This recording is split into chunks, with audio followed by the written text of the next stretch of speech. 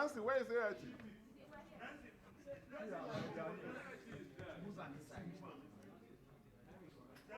I want to thank you for this opportunity. I know that one or two of you may have wanted interviews, and I said they should wait for some time, like Nancy.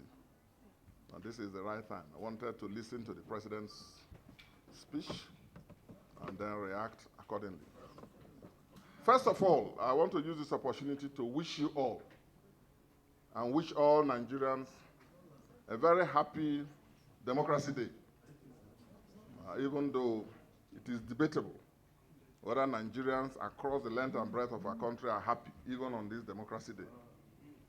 And all I can say is they should not lose hope, because democracy is about hope, hope for a better tomorrow. Today, this morning, as we were in the Senate chambers, you were all there when the president's communications about appointments in Rivers State were read by the Senate president as required by the rules. And you were all there when I rose to raise a point of constitutional order, which I'm entitled as a senator to do. And the Senate president didn't pay attention, didn't respond, didn't reply, brushed it aside, and then rushed all of us through the communications he read, and then we all went to the House of Reps. That, again, is another blatant, suppression and disrespect for my rights and privileges. I or any senator, by the Constitution and the rules, we have a right to raise issues. And by the Senate rules, he has an obligation to listen to it and rule on it. If he's got majority behind what he's doing, his majority can have the way. But my minority must always have my say. And I'll communicate that to the Senate president. A lot of us were embarrassed and ashamed. But that's about that. The communications were about deepening the undemocratic military rule that is still subsisting in Rivers State. And that was why I wanted to raise that point of order. If you have a military administration in the midst of a democracy that we're celebrating today, of all days, why did the president and the Senate president choose today, being Democracy Day in Nigeria, to read those undemocratic and unconstitutional and illegal communications to the National Assembly? I will not even bother to take constructive objections and concerns. Well, that tells you how the APC has reduced Nigeria's democracy to. I take very strong objections to that.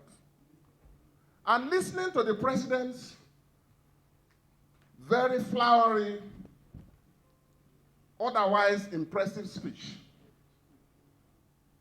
let me say this.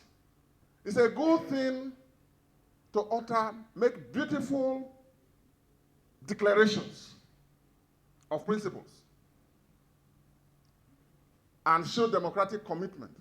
Words don't show democratic commitment. What matters is actions, actions and actions. The president touched on some notes that were right, recognizing those who fought for democracy. And I was a young man in the trenches myself. And because of those, joined the AD. The president knows that. But you cannot be celebrating democracy.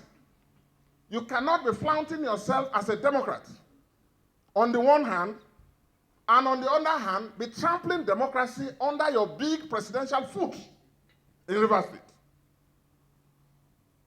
the president missed a golden opportunity to raise and deepen democracy in Nigeria by restoring on today's Democracy Day democratic and normal civil constitutional rule in Rivers State. Of all the things the president said, the president was silent about Rivers State.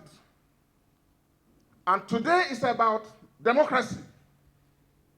Today is not about repression. Today is not about suppression of the views of the people of Rivers State. Today is about respecting and upholding the democratic rights under the Constitution and the laws. These issues that some of us feel passionate about, it's not because of Fubara's nationality. It's not about Fubara's party, if he has any. And these days, you can't even be sure which party people belong to. But these are issues about respecting the democratic rights of the people of Rivers State under the Constitution. So I'm disappointed, firstly, that the president never said a word about the undemocratic developments in Rivers State, which he has enabled, which he has brought about, which he has sanctioned, and which he continues to sustain. And creating an impression as if all is well. No. As long as any part of Nigeria is under military rule, democracy is endangered in Nigeria as a whole. And I've spoken to my brothers and friends and sisters in the Southwest, some of them in the National Assembly. Because as some of you may know, I'm also maternally Ijebu, and proudly so. With this undemocratic precedent, the president, by pandering to particular political interests, has put the overall democracy of our people, particularly in big states like Lagos and Kano in the future.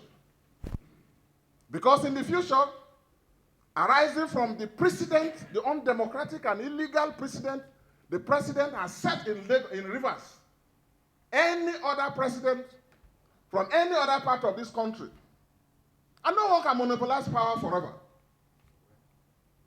If we cannot get victory in Lagos and Kano and big states, we now apply what they will term the Tinubu doctrine, which will be declare a state of emergency, sack all constitutional civil authorities, appoint people, military administrator, appoint people to conduct local government elections, appoint people to run the civil service.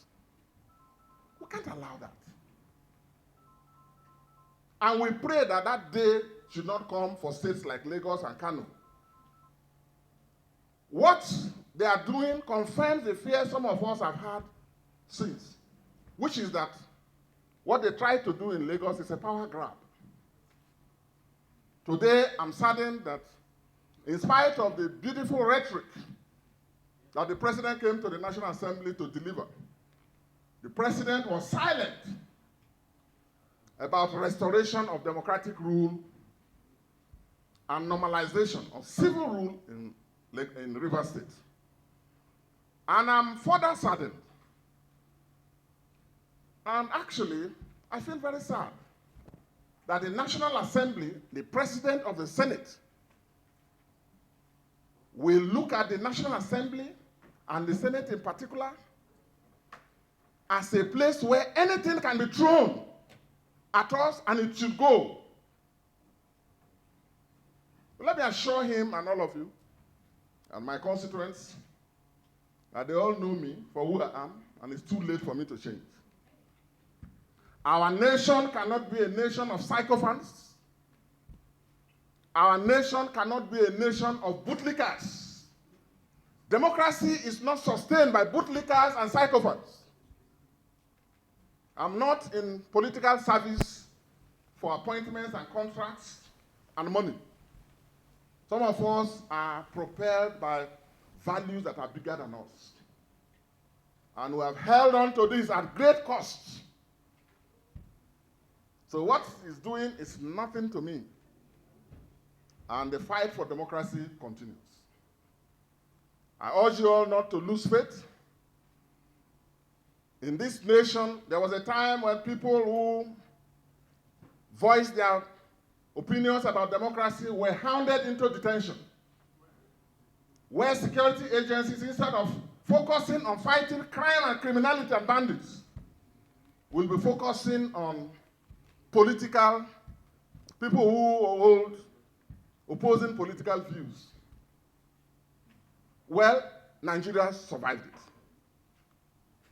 We have seen situations where organizations set up to fight crime, fraud, corruption, all turn their searchlights to suppress dissenting views.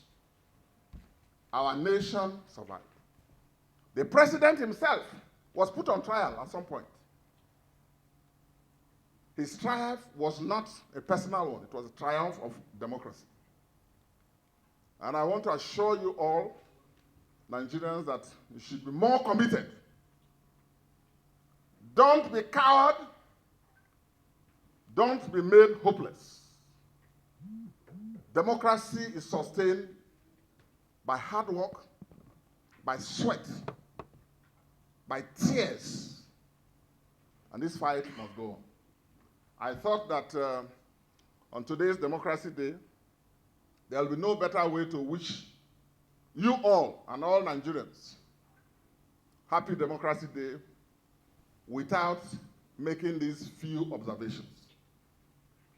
Lastly, the president said he's not working to achieve a one-party state.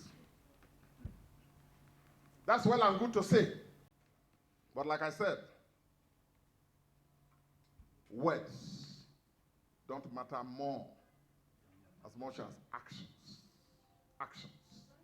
We count on the president as a Democrat that he professes to be, to respect the rights of Nigerians, to opinions of their own, to associations and platforms of their own, as he himself expressed, and to let his party leaders in the National Assembly know that you can't talk of democracy if views, dissenting views, opposing views in the National Assembly are suppressed.